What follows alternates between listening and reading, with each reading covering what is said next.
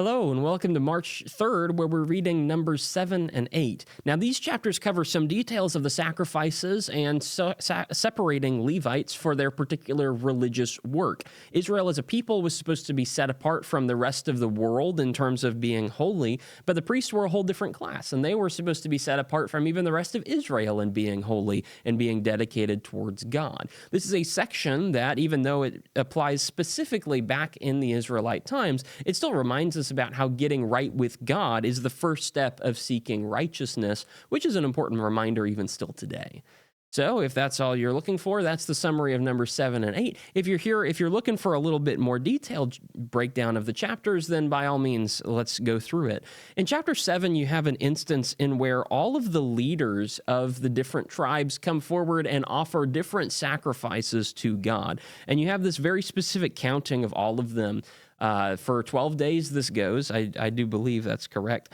And every leader offers the same thing, and it just counts day 1 through 12.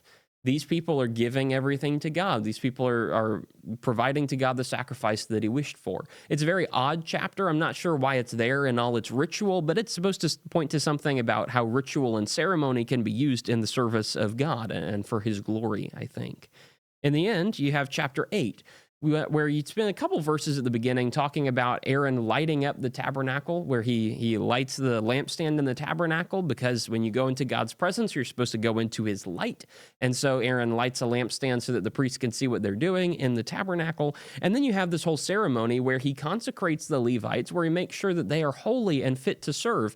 The Levites, remember, are supposed to be kind of the in-between between the regular people and God, specifically the priests, but all of the Levites were involved in the upkeep of the tabernacle and making sure those things were okay.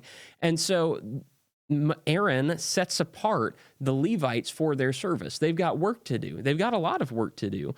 And so he goes through the special ceremony to purify them and make sure they're pure and clean before God so that they can serve him properly. That's what you have in Numbers 7 and 8. If you're interested in more details on any of those things, I've got a few notes on that over on the written page. By all means, go over and check that out. And if not, then I'll see you tomorrow, March 4th, where we're reading Numbers 9 through 11.